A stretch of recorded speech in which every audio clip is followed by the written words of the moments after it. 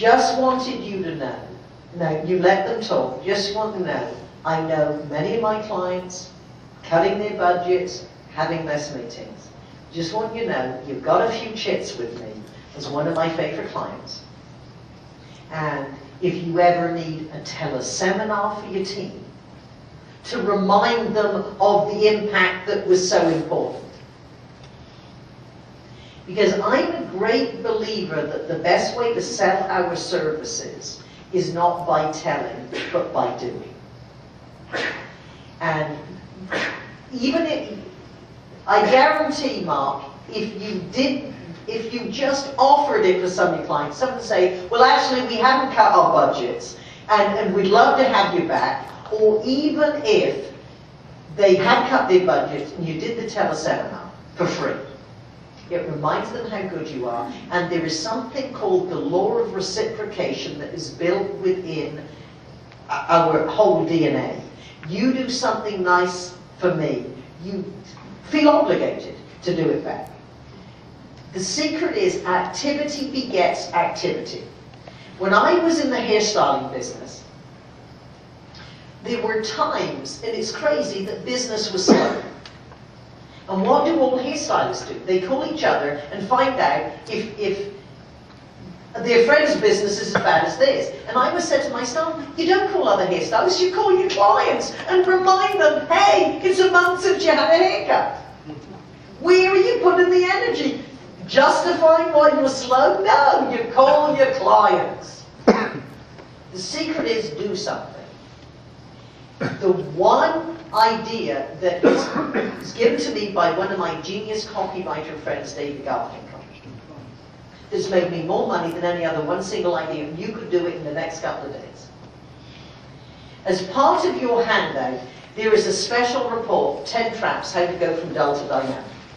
Now, I don't want you to read this now. This is a good summation of everything that you will learn this evening around presentation.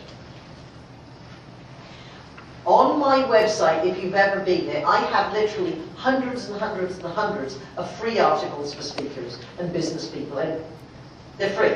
You just click on them, you take them. I have 4 special reports. The 10 traps.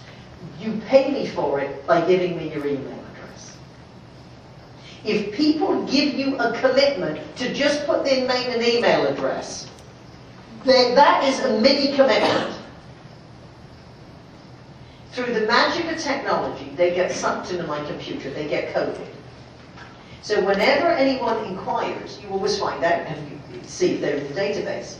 I know people buy $600 worth of products after that. My 10, 12 mistake salespeople making the presentations, almost without exception, all my training comes from they download that report. Because what we have to remember, this is an important lesson, and then we go on to the presentation. It doesn't matter what your business. Assume people aren't looking for you. Write that down. They're not looking for me. As long as we've been in the business, make the assumption they're still not looking for us. As famous as we are at NSA, they're not looking for us. They are looking to solve a problem. Now, with some subjects, it is easier to justify that. So in other words, if you are the solution, what's the problem?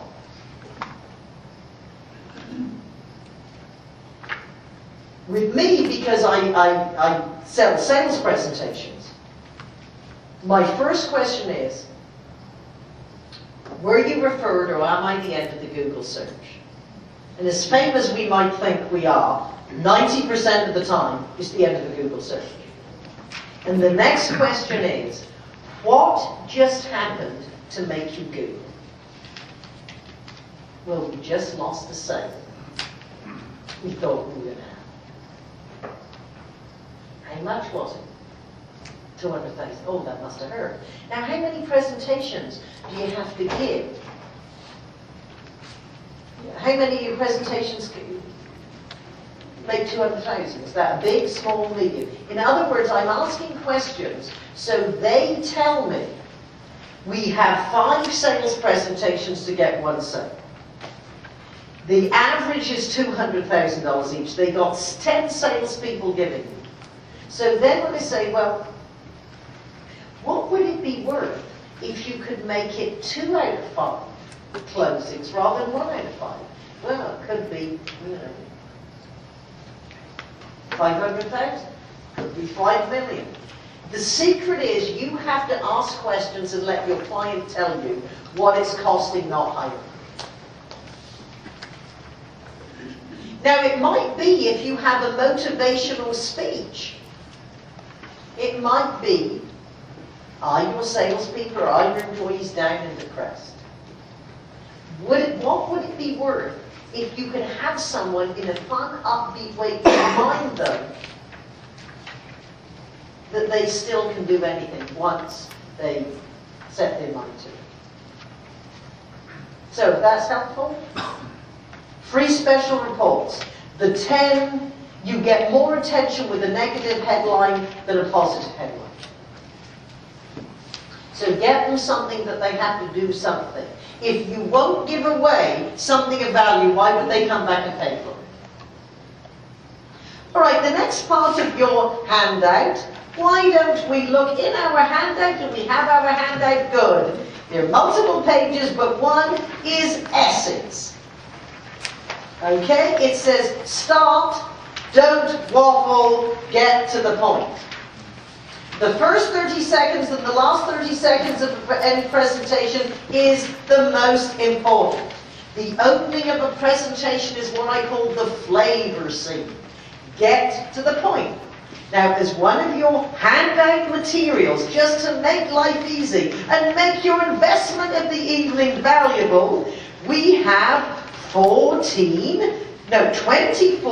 different techniques of openings. We have 24 opening lines. So, for example, what is the first technique? Story. A story. If you had to say what is the best way to start a presentation, it would be with a story. Now, there are other techniques. It might be an interesting statistic or a little-known fact. One way you can build your credibility with an audience that's thinking, what does this person know about real estate? Or what does this person know about nuclear science?